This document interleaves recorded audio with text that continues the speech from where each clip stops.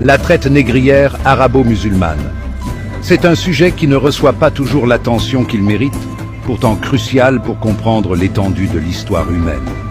Lorsque l'on évoque l'esclavage, la plupart d'entre nous pensent immédiatement à la traite transatlantique.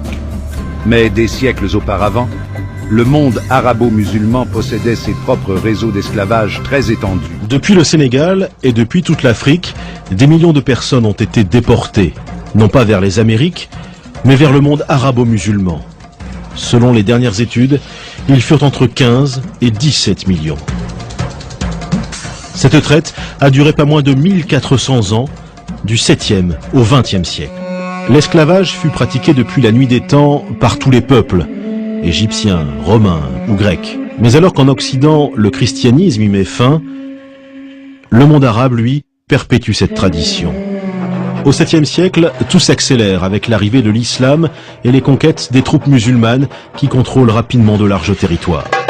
Avec le développement de l'empire arabo-musulman, la traite s'organise. Comme la traite atlantique, elle est affaire de professionnels. De puissants trusts régissent ce commerce, comme ceux du Caire. Dès le Moyen-Âge et jusqu'au 19e siècle, il existe même un syndicat des négriers qui négocie des commandes publiques avec l'État. Dans un monde musulman où toute la vie est régie par la religion, l'esclavage bien sûr n'y échappe pas. Le Coran recommande, certes, de n'être pas trop dur avec les esclaves, mais il autorise cette pratique.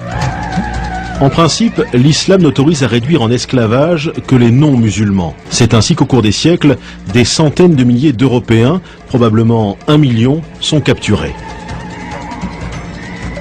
Mais l'Occident se défend. Comme les esclaves blancs se font rares, les musulmans se tournent de plus en plus vers l'Afrique. En Afrique, de nombreux Noirs sont musulmans. Or, on l'a vu, l'islam interdit de réduire en esclavage d'autres musulmans. Cette contradiction va être aisément surmontée. À mesure que le continent noir devient le principal réservoir d'esclaves, se développe un racisme qui justifie l'esclavage. 20 à 30% des captifs succombent. Une mortalité qui approche celle de la traite atlantique.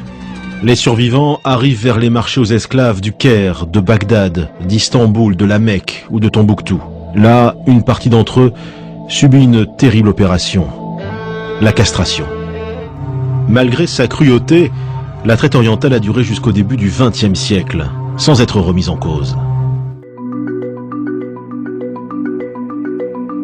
Les opérations de castration faisaient périr entre 70 et 80%. Ça vous donne une idée du massacre.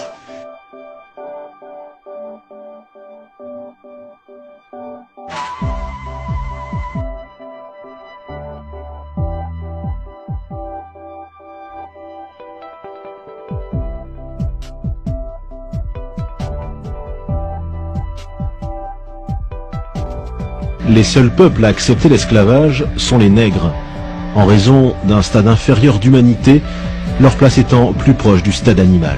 Ce qui est triste à dire, c'est que les ateliers de castration, c'est que la nature de l'opération elle-même est une opération qui, malheureusement, donc, laisse très peu de chance pour l'enfant châtré. Donc, l'espoir de survie de l'enfant sont quand même assez minimes. À mesure que l'Empire s'étend, de plus en plus d'esclaves adoptent la religion des maîtres. L'islam interdisant l'esclavage entre musulmans, les nouveaux convertis pensent pouvoir ainsi échapper à la violence des rapports de domination.